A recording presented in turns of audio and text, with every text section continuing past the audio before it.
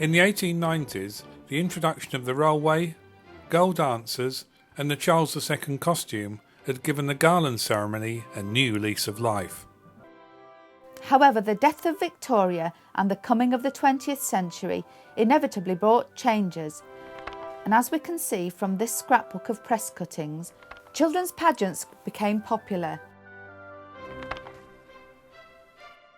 And in 1912, there's the first report of a maypole in the marketplace.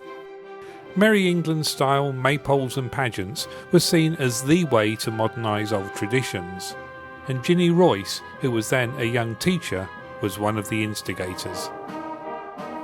The pageants were short-lived, but the maypole dancing has survived, and throughout her life, Ginny remained involved with the Garland, providing important information about its history, such as the story of Doctor's Corner, to the English Folk Dance and Song Society. In 1914, they appear to have done the maypole dances at the host pub before the parade, but thereafter it returned to the marketplace, where it's remained ever since. But the question is, has there been a Garland ceremony ever since? Because the school logbook says that in 1916 the children didn't get their usual half-day holiday because there weren't any Garland celebrations. However, local folklore has it that a cut-down ceremony did take place to uphold the tradition by carrying the garland round the village on a pole before placing it on the tower as usual. Presumably, at a time of conscription, shortages and restrictions, there just wasn't the appetite for the usual celebrations. In October 1919, the War Memorial on the Triangle was unveiled with Dr. Shepherd at the centre of the proceedings. But the first report that I've found that mentions the Garland ceremony finishing there with an act of remembrance wasn't until 1926. In May 1923, the church was being repaired, so that year the Garland finished up not on the tower but on the nave. Well, surprisingly, I haven't been able to find a photograph of what happened that year, but I believe that the tower was covered with scaffolding. And for that reason, I think they would have put the garland upon one of these two pinnacles near to the entrance porch. In 1935, John Walker, who was a Peak Cavern guide and Blue John craftsman, went to Manchester straight after the Garland ceremony. This is the regional programme. And at 10:10, he broadcast an eyewitness account on the North region of the BBC.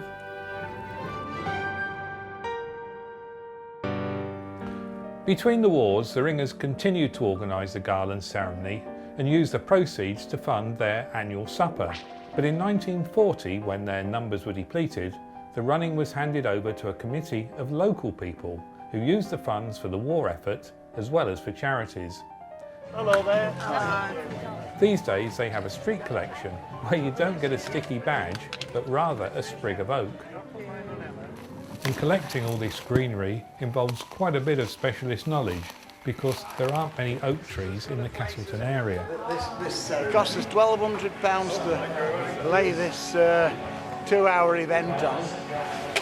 So we have a charity dinner in early spring, and that helps us to raise enough money for the insurance and for the horses. And that's because these days there aren't any local farm horses that can be borrowed for the night. For many years, Peter Eyre's Brough Shires suitably turned out with the equine stars of the parade. And when he retired in 2015, the committee had to look as far and wide as Lincolnshire in order to find horses that were placid enough to cope with all the distractions and decibels of the parade and ceremony. The liquid refreshments for the band, the dancers and the helpers are provided by the 6 landlords, who are given the numbers in advance so that Brian and his team can set about their thirst-quenching duties with speed, efficiency and pride. I think they're quite grateful that I'm always there generally. Best job in British folklore. But of course there's more to the committee's work than just organising the street collection and the beer. There's hiring the horses, arranging third-party insurance and first aid cover, as well as recruiting the dancers, a task which becomes more difficult every year because the number of families living in Castleton is falling. That's why boys are now eligible to dance, and the catchment area has been increased to the whole of the Hope Valley. Up until a few years ago, the event was policed by the local bobbies, but now the committee have to provide their own stewards to implement the road closure order that applies whilst the procession is blocking the main road. And all that's in addition to collecting the flowers, making the garlands, erecting the maypole, and then running the actual ceremony, starting with decking the tower the evening before. Now, interestingly, we're told that in the 19th century, the garland used to remain on top of the church tower for the whole year. But nowadays, it stays in place for just 1 week, until the people who put it up there lower the withered remains back to the ground in the first week of June. The Queen Posy, which for a few years was removed from the garland at the churchyard gates because it was thought to be pagan, now gets removed at the base of the tower in readiness for being placed on the War Memorial.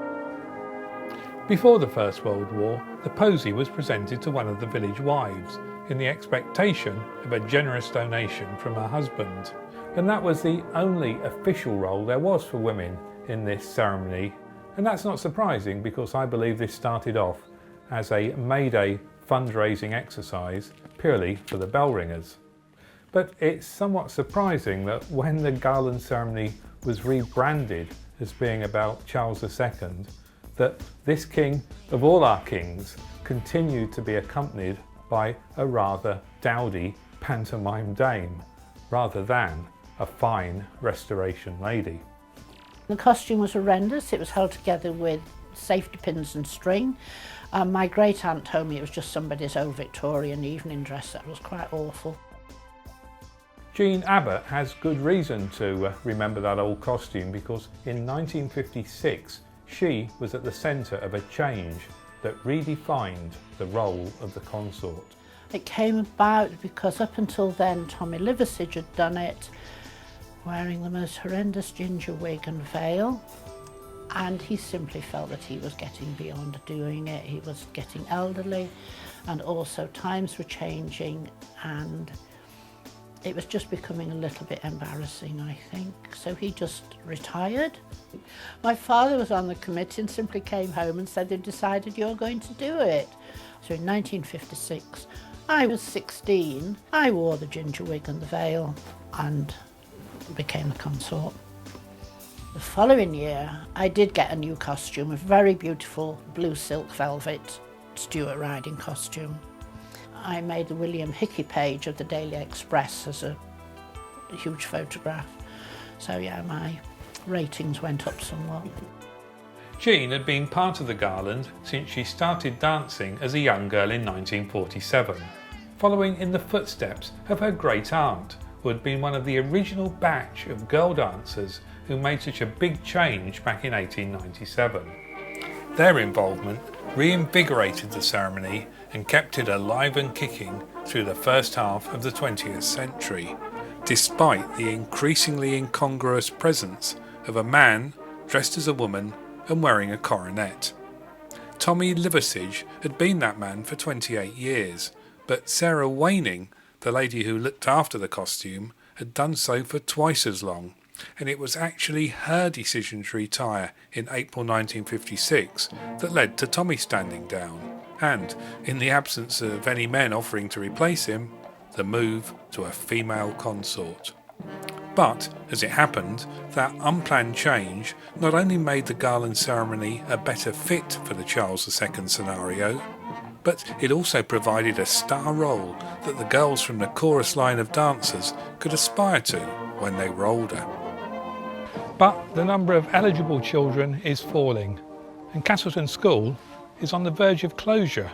So, does that mean that the garland ceremony is a thing of the past? Or can it survive for the future?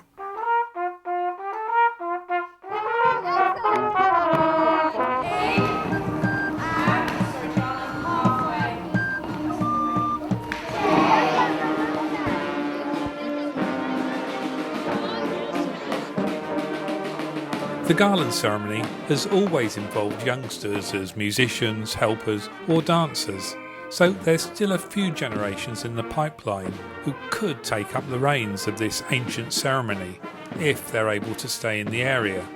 And who knows, their solution might mean a smaller, cheaper ceremony without horses. So, just as in Kilburn, they could pull the king and consort through the village in a cart. Or perhaps a bigger event, like the ones in Cornwall, that will bring in the tourists and the money. Or will it just fade away, like the one at Abbotsbury? And it's that third option that Sidney Oldall Addy anticipated as being the most likely when, back in 1901, he collected people's memories of what the Garland ceremony was like before it was changed by the arrival of the railway. Needless to say, there's been plenty more changes to the ceremony since then, but so far it's always managed to survive.